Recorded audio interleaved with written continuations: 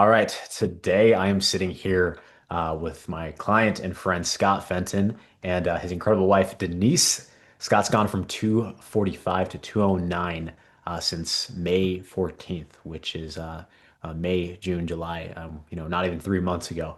But honestly, Scott's story is more than just a weight loss story. It's a story about commitment. It's a story about overcoming doubt. It's a story about taking action in faith after past failures.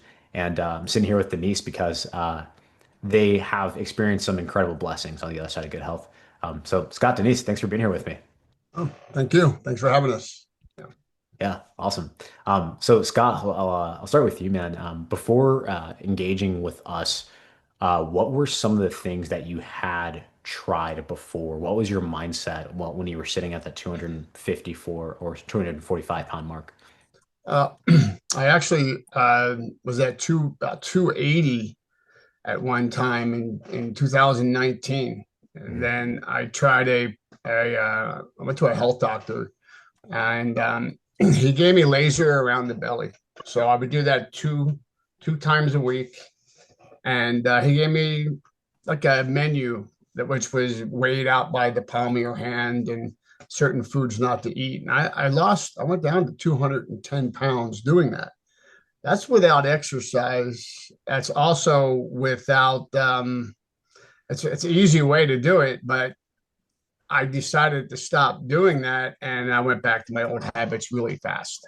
And within the next 3 years, I was back to 240, 245. Then I topped out at 250. I'm trying to do that same program again without the laser. It kind of worked for like a week. I did a lot of fasting in the morning, Mhm. and then I knew I needed more help. I'm watching my wife work out. She's a lot stronger than I am. She can lift a lot more weights than I can, and she's showing off every now and then. I'm like, yeah.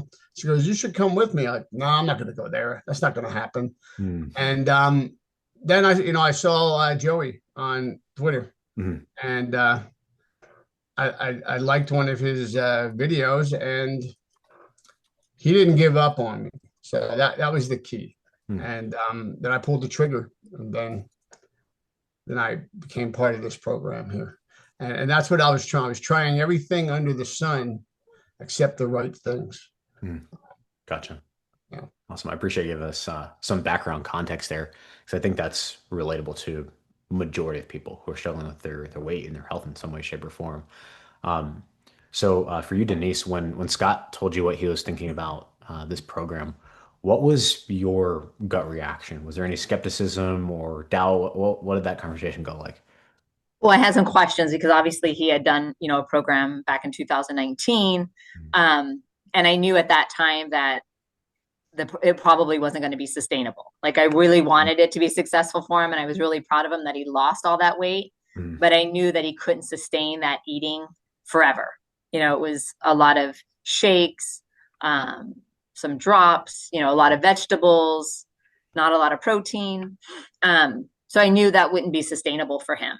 And so when he started putting it back on and he started explaining, your program, I was like, okay, this sounds like this is something that you could be successful at. Mhm. And I'd been eating, macro based, watching my, high protein, low carbs, low fat Mhm. for the past year. Mhm. And I had stopped tracking it. Mhm. Um, and so when he showed me, I was like, hey, that's the similar programs that that I've been using. So I said it would be, I thought he needed to learn it for himself. And so it was really helpful that he had the support from all of you to help him get on track, that it wasn't me as the nagging wife, telling him this is what you need to do, because that didn't work so well. I'd say, and now I just kind of go, oh my gosh, that's what I've been telling you for a year. But he learned it on his own. So he's internalized it. So it's something that he's committed to. Yeah. I've just really been proud of him, gets up early every morning. Not only is he eating right, and following the plan, but he's spending more time in the Word, Mhm. which as a Christian family has been really impactful. He's always, being Christian, that's always been something, going to church, but he's never sat in a room for like an hour in the Word. Just really learning and watching your videos, and just absorbing everything he can about it. So I've really been proud of that. And it's really helped, our family in that we eat together, so there's no, well, I'm eating this and you're eating that. And it's really kept us on the same page. That's awesome. We're more of a team now. Hmm. Rather than before I would say she would have the food ready and she's the cook in the house. And then I would go eat something else afterwards because I thought I needed more. Plus it was emotional, emotional binge eating and all that came into play too. But I didn't listen to her at all. I said, yeah, okay, and And we basically we're a team now. So Wow. close. and we still have we have a 20-year-old daughter at home, that's 100 pounds, and 5'8". So she's, she can eat whatever. Mhm. And so he would, we would finish eating and like 2 minutes later, he'd be back in the cabinet. And I'd be like, get out of the snack cabinet. And he's like, no, I'm still hungry, and now he hasn't opened that cabinet in forever. No. And she still has her snacks and he's really, focused. It's really helped him see, what's in food Mhm. and really reading labels, going grocery shopping with me, like that's always been kind of my thing that I've done. But now he's reading the labels, we're going together. And so it's really, I think, brought us a little closer. We spend more time together now because of that. And we're shuffling through the grocery store, which is like walking through Babylon anyway, because it's hard to find anything that's good. And when we do find something that's good, our eyes light up. Let's get it. Let's go for it. I mean, cost isn't really the factor. It's if we want it, and it's that PCR, the protein to calorie ratio is important to us. It's incredible. More fun during the weekends. That's awesome. I mean, and he's going to the gym with me on the Yes, weekends. on the weekends. So he goes on Saturday and Sunday, he goes to the gym with me, and then we go and do our grocery shopping for the week. And then meal prep. So meal prep, is something I would like to do, that I had done, but then when time would get busy, we would, have a weekend full and then that wouldn't get done. And so then my diet would suffer because we didn't have time. But now that's a priority. So on Sundays, he'll cook on the Blackstone, and then we have our 10 containers for lunches, and what we have for dinner on Sunday night, that's our lunch for the rest of the week. And so that's done. So it's taken a lot of stress off, what we're going to have for lunch, because we've planned out the week. We sit down, and at first we were going over some of the recipes from Default Kings and planning those. And now it's like, okay, what do you want for dinner? And, if I had made fish 3 times a week previously, he would have been, that's a lot of fish. But now he's like, okay, bring on the fish. Awesome. Oh my gosh. That is incredible, guys. I'm just honestly, I'm blown away. These are all things that I hear about, obviously from the husbands that we work with. And Scott has shared this with me and things that I can, kind of assume are taking place, but Denise, to hear from you is particularly meaningful.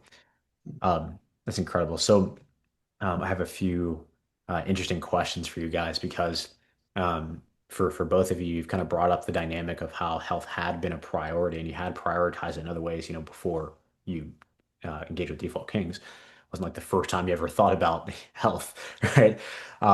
But Scott, from your perspective, what was that experience like when your wife was prioritizing her health and almost trying to keep you on track, but it wasn't really landing? What did that feel like, and how did that change when you took ownership over it yourself?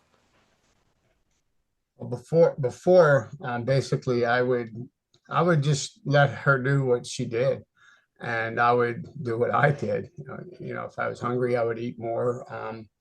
I never complained about the dinner that's on the table. I'm not cook. I wasn't cooking it, so I ate it. And but my perspective started to change when she started working out, and she started. I didn't even know she was changing her diet. I just thought she was just working out, and I didn't know she was counting her calories. I didn't know any of that. And she was just going, working out all the time. Where's Denise? Oh, I'm at the gym. I'm at the gym. I'm at the gym. I'm like, man, I'm home alone. What am I going to do? Snacks. So I Mm, took care of that time away from her by eating snacks, watching a lot of negative television also, which is what my time was spent doing, which I do not do that anymore. That's not even part of my life. And then I guess the question you're asking is how it changed. yeah. Uh, uh, my weight was I was getting heavier, and I was always trying to find a way to lose weight on YouTube. I would literally, you know, listen to YouTube videos to try to learn how to fast, learn how to do things that I wanted to do, but I never really learned how to eat properly until I saw the Devout Kings on Twitter.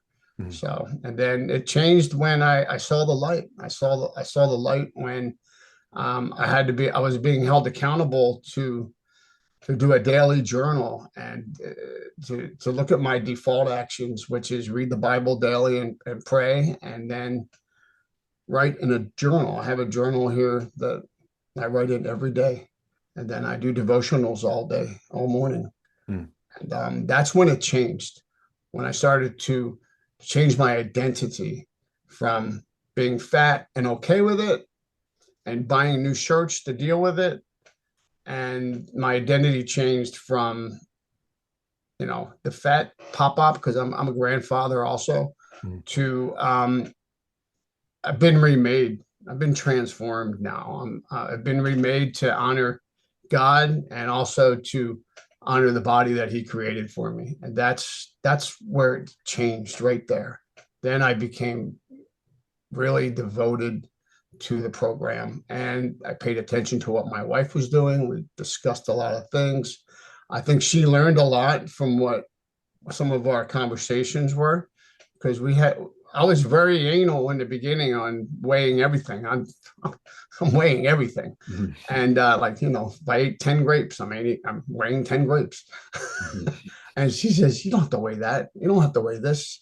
She was Mhm. already at a point where she was eating without doing that. Mhm. Mhm. But I think she learned a little bit where she needed to weigh some of her food too through that process, that little bit of a process we had. Then we learned. Then that's what it was. It was changing my identity. Is the Mhm. answer to that. That's incredible. Oh, That was incredible. Curious, from your perspective, Denise, and so many different ways that we can take this conversation, but what did you learn from observing what Scott was implementing? Obviously, in the beginning, there's a little bit of 10 grapes, wearing that, which I love that intention, by the way, Scott. Just especially in yeah, the beginning, like I'm doing this correctly yeah. and stewarding the resources I'm placing into my body.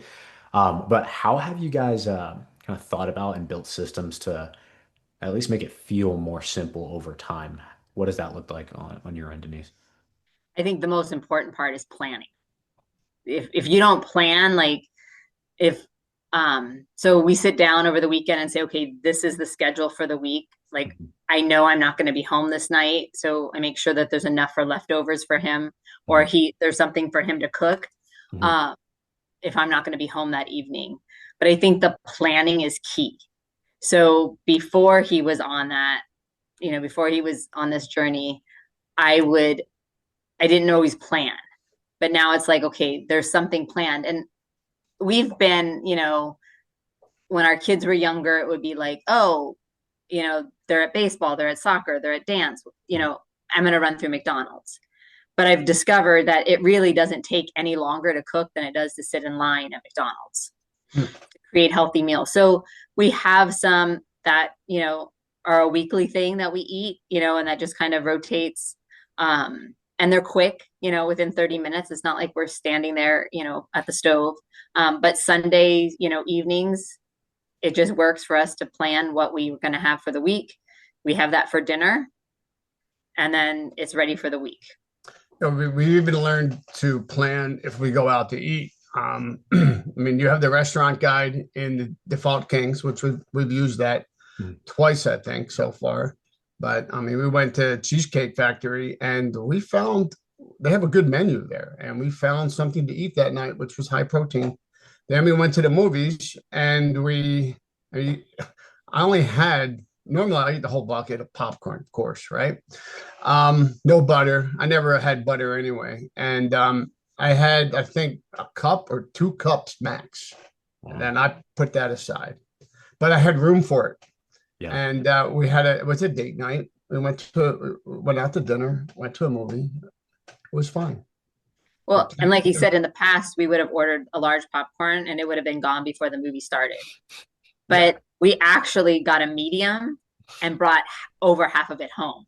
Oh, And I where'd was the like, other half go? our daughter ate it. Okay, blame the okay.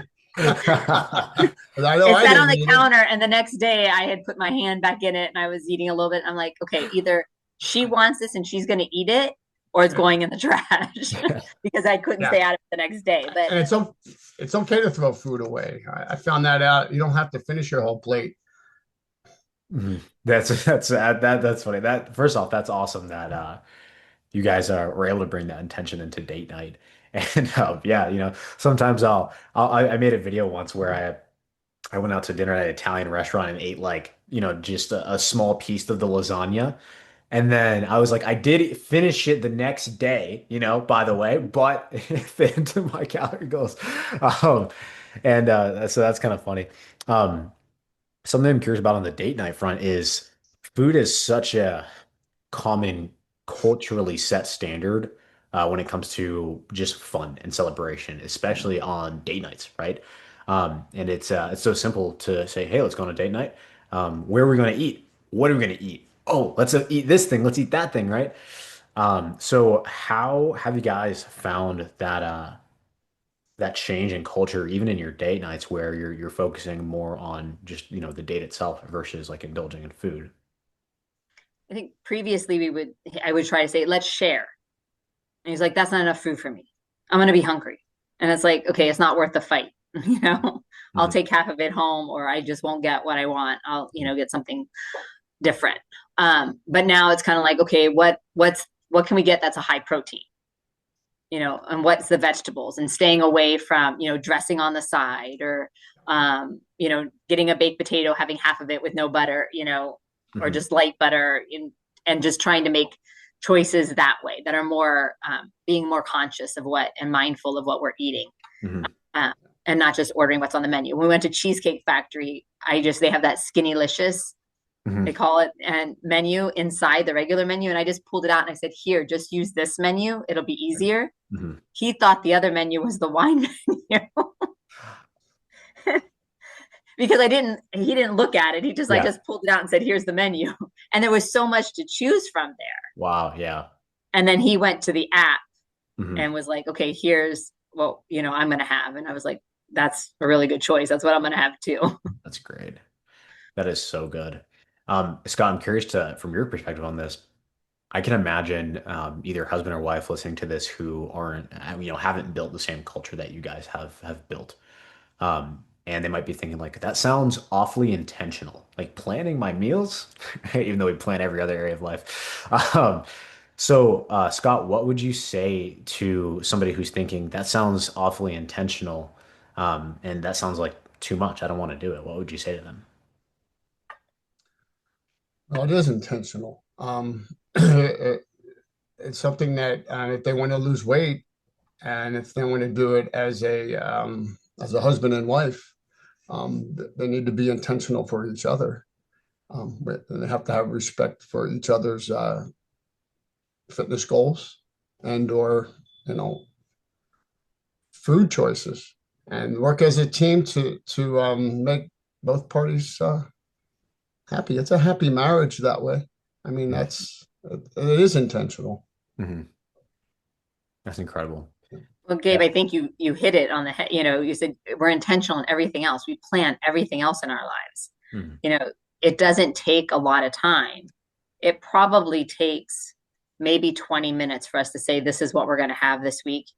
Um, and then making the menu for Mhm. the week, Mhm. and just making a grocery list. And then you stick to that grocery list, with a pen and crossing things off um, as you're going through the grocery store, and you just get what's on the list.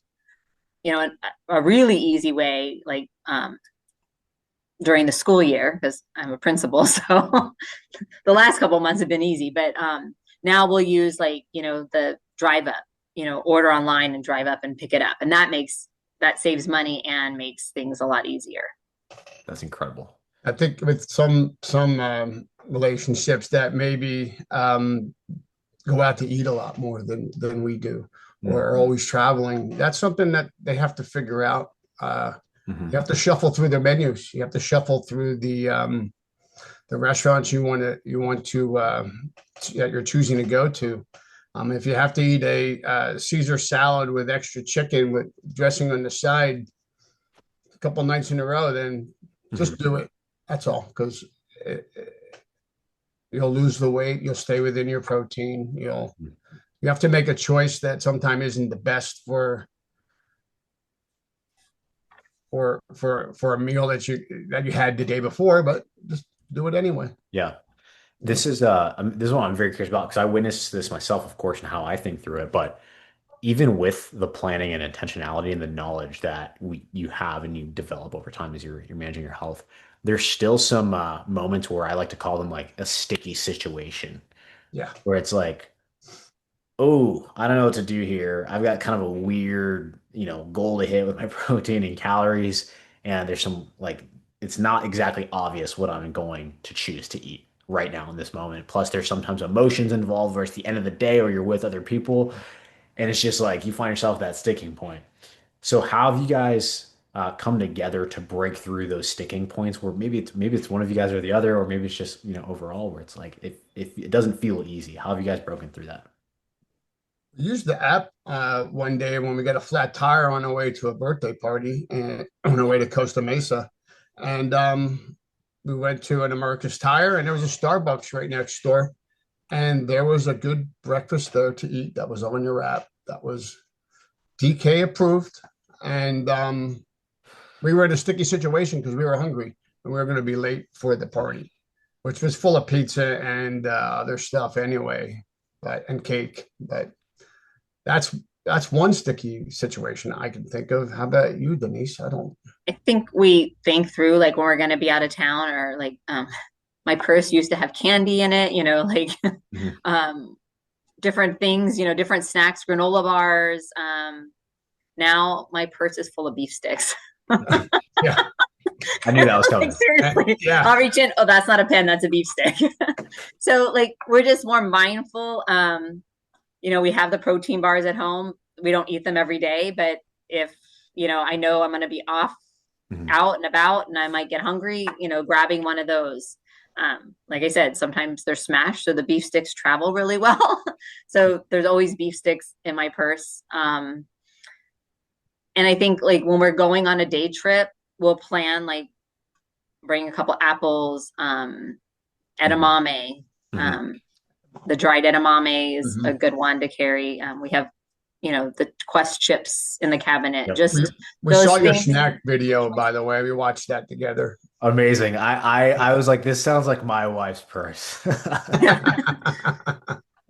So it's just being prepared, like when we went on our cruise a month ago, we took the samples of protein powder so that if we knew there was a time we didn't get enough protein, we had the protein shake to fall back on. And so just being prepared and just like you wouldn't leave without gas or making sure your tires and your oil was well, you want to make sure you're able to fuel your body. Wow. Exactly. So we're in the desert, so I never go anywhere without water. So now I always make sure I have good snacks too. That'll keep me on track because it's easy to stop at a Starbucks. But I think, in the year that I've been doing this, there's certain places that we know that we go, like we have season tickets to our local hockey team. So that's like 1 or 2 nights a week. We'll eat out during hockey season. We know Chick-fil-A has really good choices. So, we'll go to Chick-fil-A. We've, got choices at the Habit. Try to stay away from, some of the more fast foods that don't have better choices. Yeah. But we've just kind of planned, and as we're learning, but we have, I can remember a year ago when I was, trying to I need more protein, running around trying to find a chicken sandwich on a Sunday night, with no bread. Yeah. And And so now we're more prepared, like I said, with beef sticks, protein drinks, just have snacks with us. That's great. That's how we get out of sticky situations as well. Yes. That's great. Okay, I wanna wrap this up, guys, and I think the biggest thing that I'm number one that I'm blown away by, and also even more deeply curious about from both of your perspectives is kind of what you guys mentioned at the beginning, and for you, Scott, how this process has changed your relationship with God and your time with God. And obviously, I point to that as the source of all the transformation. I know we come in with the practical knowledge, but ultimately, like it is the Word. It is the living, breathing Word of God that transforms us, that redeems us. So I'm curious from both of your perspectives. We'll start with you, Scott. How have you noticed that bringing your faith into this process has blessed your family overall? Well, we're a lot closer. We spend a lot more time together through this process. Even though in the morning I'm kind of like I'm not ignoring her in the morning, but she's doing her Bible study Hmm. and I'm doing mine. Then we go to work, and I mean, God is. Always thinking about everything that I do now. I'm asking God, and if I'm doing something where I didn't ask God and I question it, God will remind me what to do, which way to turn, whether to speak or not to speak, whether to get angry or not to get angry. Mhm. I'm a lot less angry uh, through this process because I've dedicated more time to reading the Bible and understanding all the things about faith that you have to have. Every day I'm in my war room right now. I have verses all on the wall here. I Mhm. mean, basically is 1 Corinthians 10:31 is so whether you eat or drink or whatever you do it all for the glory of God. So whatever you do is anything other than eat or drink. It's whatever you do it for the glory of God. Wow. So that's how I that's how and the family, I think my wife can see that now. My son's noticed it. He watched the other interview that we did. Mhm. He was very happy for that, and I'm a different person now. Wow. God is good, man. God is good. God is good. Denise, what's been your perspective on that?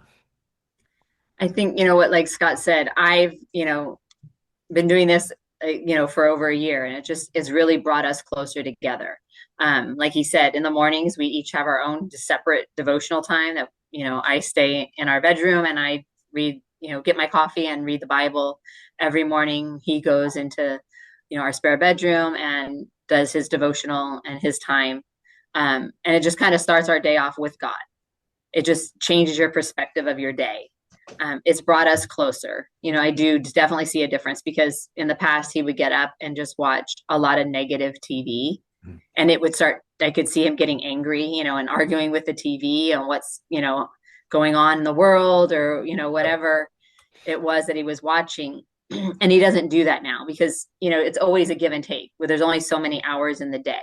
And it's how we choose to spend our time Mhm. that is where, you get your information, you Mhm. get, um impacts you. It impacts you, whether, if you're on technology all the time. There's always a positive and negative. There's always a cause and effect for everything. Right. And so I think he's starting to spend his time, or he's been spending his time over these past 12 weeks, refocusing on positive versus the negative constantly bombarding him. And like I said at the beginning, it's, I could tell him, that, why are you watching that? This will, it's making you angry. Why don't you turn it off? Mhm. But he really had to come to it on his own. Um, and, we can, we all want to hear, and we don't want to be told what to do. And we need to find our own path to certain things. And this has been just a real blessing for Mhm. not only Scott, but for our family as well. Like he said, our sons noticed a difference. Um, Our daughters noticed a difference. Um, it just really is have impacted our lives in a positive way. We're at a different stage of life where we have, of our three children, two of them are out of the house. And so we just have the one at home. And so we have more time to be intentional and plan together. But it really doesn't take that long. It's just getting that system in place in your household. And it has caused a lot, once it's planned out, it's done for the week. So if you have a hard day on a Wednesday, you don't have to worry about what's for dinner. Everything's there and ready to go. We had done, in the past, some of those meal services, that everything's there. And that helps. But a lot of times those are high in fat and not the best choices. So, having things in the freezer and just, like I said, probably takes us a half hour max to plan breakfast, lunch, and dinner for the week and talk about it. Sometimes if he's working or I'm working or he's on a walk or working out and I'm like, okay, we're going to go to the grocery store this afternoon, or I'm going to go to the grocery store, I'll just make the list and say, how does this sound for lunch and dinners? So it may take me 15 minutes. Incredible. It's really just setting a time of the week to sit down and be intentional. Just like, we're intentional with everything else in our lives, but we tend to not prioritize ourselves. Wow. That's awesome. So, parting words for you guys here. What would you guys say to a husband and wife who are considering implementing with us in their husband's life, and they're kind of on the fence? Maybe they've tried and failed before. Maybe it hasn't been prioritized before. What would you guys say to them as to why they should take action? I mean, it's brought us closer. I think, I prioritize myself. I want to be there to see our grandkids, grow up. They're real small now, but I want to be there. I want to be 80 and I don't want to be dependent on my kids. And so it was trying to convince Scott of that. And I think now he sees the value. Like, you don't realize how bad you feel until you feel better. And so now he has more energy to do things like going to the gym together. It's just a different way to spend time. It's a process. I mean, in the beginning, I didn't really know what to do. I was just trying to follow instructions. And there's little battles between the husband and wife. And the husband, like in my case, I had to be patient with that, but I still moved forward and with the process. I didn't give up on the process. And I found a way to stay on track, to push some of the little issues that we had, which was, weighing everything and all that. All that's going to happen in the beginning. And for the partner, the wife, to be patient with that and to maybe learn to understand the process that your husband is going through. Then you can work together as a team, slowly at first, and then it'll snowball. When you see the weight loss and you see the happiness and the change in your husband, it'll snowball to where you're going to be part of that process also naturally. And I think in our culture, women are always watching their weight. It seems like, it's more of there's a lot more support for women. And so a program like Default King really supports the man, and just really helps them understand the process. Because like I said, I could have told Scott and I was, he was eating what I was eating, but he didn't see the value of certain things like, okay, I can fast or I can count calories, but he didn't see, the value of looking at labels and seeing what's in the food and looking at PCR and just it educated him as well. I think those are things men do not want to do. I mean, I'm sure you have the experience with a lot of clients, and I'm sure some of them are like, what? I got to do this now? And I used to smoke a lot, and I quit. And at one time I was smoking. I had the patch on. I'm chewing the gum. I'm still smoking. And my wife knew I was smoking, and she knew I was trying to quit, but it didn't happen. And it was getting really bad. I was coughing a lot. This is 25 years ago. And she said, I know why you're not quitting. You're not following the instructions on the package. I get out of here. And you have to follow them to the end of the program, she said. So I would take the patch off after I thought I quit. So this time I said, okay. So I tried it again and I followed the instructions. And I can remember taking the patch off in the third month, the last time. And I've never had the urge to smoke again. And I could have taken it off earlier, but I was afraid not to follow the instructions. So that's kind of the process that I'm in right now. I want to follow the instructions. I'm I'm afraid not to Mm. because I don't want to fail. And that's working. Amen. It's working. That's fantastic. That is absolutely fantastic. I was having a conversation, and maybe we'll round off here, but really good advice for anybody who is either engaging with us or on your own journey in some other way, shape, or form, is to follow that process. And the way I think about this is almost like the Hebrew people in Egypt, and then when they're in the desert, and before they reach the promised land, they're in slavery and confusion for 400 years in Egypt.